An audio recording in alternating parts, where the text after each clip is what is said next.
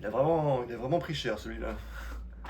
Bon, maintenant nous sommes dans une des vidéos les plus importantes, si ce n'est la plus importante, pour entamer ensuite la planification du programme de travail. Comment on rédige son cours? Oui, le cours c'est littéralement sur ça qu'on va planifier tout le reste, les exos, l'arrivée, enfin la répartition des cours jusqu'à l'échéance, et donc les exercices qui vont avec.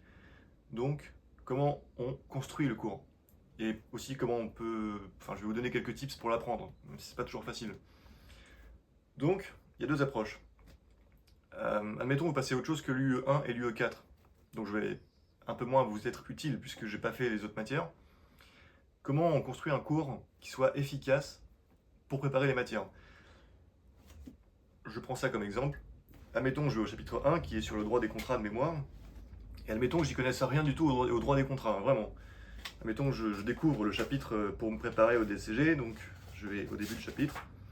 Le but du cours, si vous regardez un peu ce que j'ai déjà fait sur le Drive, même si vous passez une autre matière, l'idée c'est de reprendre tous les principes et les concepts exposés dans le cours. On ne peut pas y échapper. Donc par exemple les définitions, on les reprend. Et par exemple là j'ai un paragraphe à ce moment-là, peu importe ce qu'il dit, il faut que dans mon cours je synthétise au mieux ce qu'a essayé de me dire le paragraphe, ou ce qu'il a essayé de m'apprendre. Il ne faut évidemment pas réécrire tout le chapitre, puisque celui-là sur le droit des contrats, les éléments généraux sur les contrats, chapitre 1, il fait de mémoire 50 pages. Il faut reprendre donc dans chaque paragraphe un peu l'idée générale qu'on a essayé de me dire. S'il y a du vocabulaire nouveau que je ne connais pas du tout, il faut le prendre en note. Par exemple là j'ai la classification des types de contrats. Admettons que j'y connaisse rien, il faut au moins que je sache qu'est-ce que c'est qu'un contrat nommé ou innommé, unilatéral ou cinématique, tout ça je ne sais pas, donc il faut que je définisse en quelques mots ce que c'est pour pouvoir ensuite percuter au mieux. Et dans l'idée avec les définitions, les résumés des paragraphes que je passe, je commence à avoir quelque chose qui a quelque part aussi stimulé mon intellect parce que j'ai résumé ou synthétisé au mieux un paragraphe ou une idée d'une partie, d'une sous-partie du chapitre. En fait, vous allez vous rendre compte que quand vous allez chercher à apprendre le cours, si vous lisez 3 lignes qui résument un paragraphe de 15 lignes de cours, par exemple, il y a des idées que vous n'avez pas synthétisées, enfin que vous n'avez pas repris, qui vont vous revenir en mémoire. Et vous allez beaucoup plus facilement apprendre votre cours et le comprendre. Ça, c'était mes petits tips de base. L'idée, c'est vraiment pas en tout cas de faire un copier-coller de ce qui est écrit dans le livre, sinon autant apprendre directement dans le livre. L'idée, c'est vraiment de synthétiser au mieux tous les concepts les plus fondamentaux qui soient, les synthétiser au mieux pour que l'idée du paragraphe en entier que vous avez synthétisé vous revienne au moment de l'apprentissage. Ça, c'était mes premiers conseils de base que je pourrais vous dire pour une UE, enfin pour une matière que je n'aurais pas faite. Maintenant, pour l'UE1 et l'UE4, l'approche va être différente. J'ai mis sur le Drive mes cours, ceux que j'ai vraiment conçus pour préparer les deux épreuves. Et si vous les avez ouverts, si vous avez un peu lu ce que j'ai fait, ça doit vous sembler horrible à apprendre, puisque en fait, moi, je ne fais pas de mise en forme ou quoi. Moi, je brute de décoffrage, je reprends le livre en fait, hein, j'essaie de synthétiser au mieux, de mettre au moins les définitions, c'est le plus important, pour toujours comprendre de quoi on parle. Je résume au mieux que je peux certains pavés, enfin certains pavés de cours, et vous avez pu remarquer du coup qu'il est imbuvable. Je pense qu'à vos yeux, il est imbuvable, ou alors ça va, ça dépend de vous. Ce que je vous propose comme approche, c'est que je vous évite de devoir ficher tout le livre. Moi je l'ai fait pour les deux, je vous évite de le faire. Vous avez déjà une trame qui est disponible, vous avez déjà mon cours, un truc un peu brut. Ce que je vous invite à faire rapidement, c'est chaque jour reprendre un chapitre, au moins au minimum, parce qu'il faut vite faire le cours pour vite commencer les exos et l'apprentissage du cours. C'est un peu urgent là, j'avoue. On est fin juin. Idéalement, il faut que vos cours soient prêts fin juillet grand max, quoi. Pour qu'on puisse vite commencer à les apprendre par cœur, entre guillemets, pas par cœur, hein, tu m'entends. Et pour commencer à planifier les exercices qui vont avec. Donc, vous reprenez par exemple dans mon cours Drive sur le droit, l'UE1, vous prenez mon premier chapitre, droit des contrats, voilà. Vous prenez ce pavé avec vous et vous allez relire le chapitre là-dedans tout en corrigeant tout ce que j'ai fait.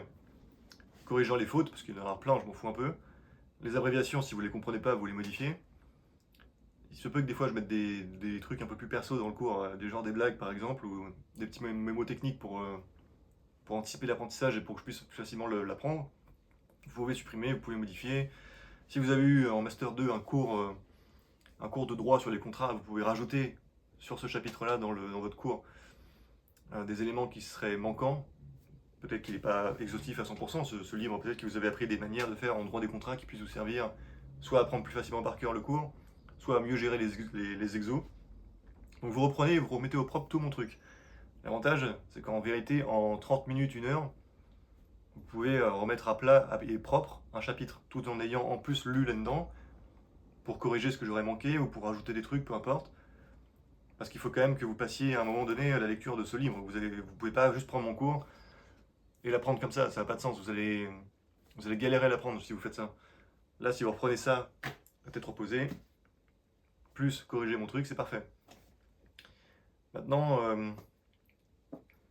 on va évoquer un peu l'idée générale que peut-être jusqu'au DSCG, vous n'êtes pas au chômage, peut-être que vous êtes en cabinet, peut-être que vous n'avez pas beaucoup de temps, même si ça fera l'objet de plusieurs autres...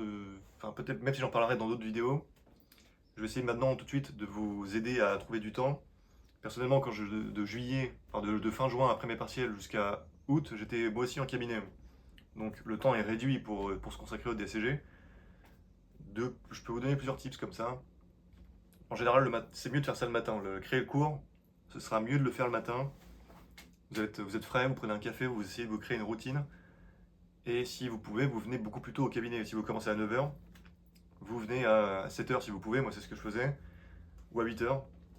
Et en 1 heure, je vous assure qu'en 1 heure bien focus, avec une bonne musique, un bon café, vous pouvez faire au moins un chapitre par jour. Vraiment. Et idéalement, il vous faudra aussi faire un chapitre de celui-là. Si vous faites les deux matières, comme ça, en 2-3 semaines, c'est plié, le cours est prêt.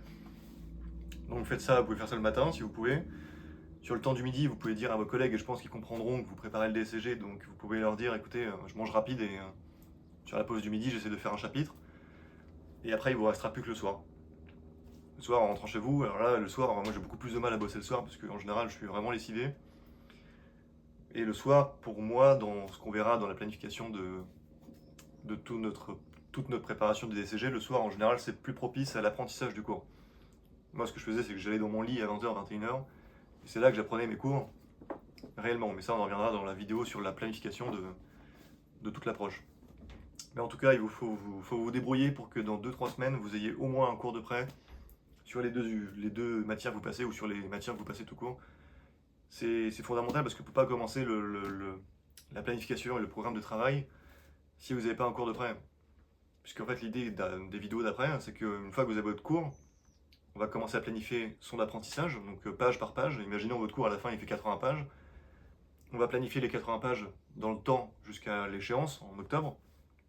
Et c'est autour de ces numéros de pages de votre cours, on va dire, qu'on va rajouter forcément la planification des exos, qu'on va commencer à lister un peu les chapitres qui vont vous paraître un peu durs. D'ailleurs, vous pouvez le faire dès maintenant, quand vous allez reprendre ça, j'ai oublié de le dire, mais quand vous allez reprendre la création de votre cours, notez sur un coin, par exemple chapitre 1, chapitre 2, machin, etc. Notez sur 10 la difficulté que vous avez rencontrée, ou si vous sentez qu'il y a une difficulté. Il y a des chapitres là-dedans qui sont ultra simples à apprendre, qui sont très courts, très faciles. La difficulté 3 sur 10, quoi. Mais il y en a d'autres, beaucoup plus longs, beaucoup plus complexes, avec des principes plus durs à apprendre, ou même plus durs à comprendre au moment où on crée le cours. Eux, il faut tout de suite dire, ok, celui-là, j'ai vraiment galéré à faire le cours. À mon avis, l'apprentissage va pas être facile. Et les exos encore moins. Donc ça, il faut les noter dès maintenant. Sur un Excel, sur un agenda, peu importe. Notez-les. Parce que plus tard, quand on va commencer à l'apprendre et à faire les exos, c'est là qu'il faudra mettre le paquet sur ces exos-là. Et c'est là qu'il faudra consacrer beaucoup plus de temps dans la planification et dans le programme de travail pour vraiment digérer ces chapitres qui sont un peu complexes. Bon, pour le droit, c'est en fonction de chacun. Là-dedans, on sait très bien c'est quoi qui va être très dur. C'est tout le livre au final. C'est surtout la conso qui va être dure là-dedans. L'IFRS un peu et la FUSAC. FUSAC en vérité ça va. C'est dur au début, mais comme c'est assez court en vérité comme chapitre ou comme un univers, je sais pas comment dire, mais comme c'est assez court, on peut vite faire le tour de l'univers entier de la fusion-acquisition. Et il faudra ensuite maintenir le niveau jusqu'à l'échéance. Le plus dur là-dedans, ça va vraiment être la conso. Et tout ce qui est déontologie, ça va ressembler un peu à un apprentissage comme le droit au final. Il y aura beaucoup de cours. Il faudra faire pas mal d'exos pour bien gérer des cas très précis. Mais en général, la déontologie, ça va. Il y a des points à récupérer là-dessus. Ça ira. Mais voilà. Donc maintenant qu'on s'est dit ça, eh bien, à vous de jouer, faites vos cours, prenez ce qu'il y a sur mon drive, reprenez-le au propre. Soyez pas affolés parce qu'il fait 70 pages ou 80 pages, peu importe. C'est pas grave. De toute façon, là, on est en fin juin, il reste peut-être 120 jours avant l'échéance ou 100 jours. Si on fait une page par jour d'apprentissage ensuite, parce que ça va être ça l'idée après, ça va être d'apprendre chaque page de cours tous les jours, ça ira, je vous rassure.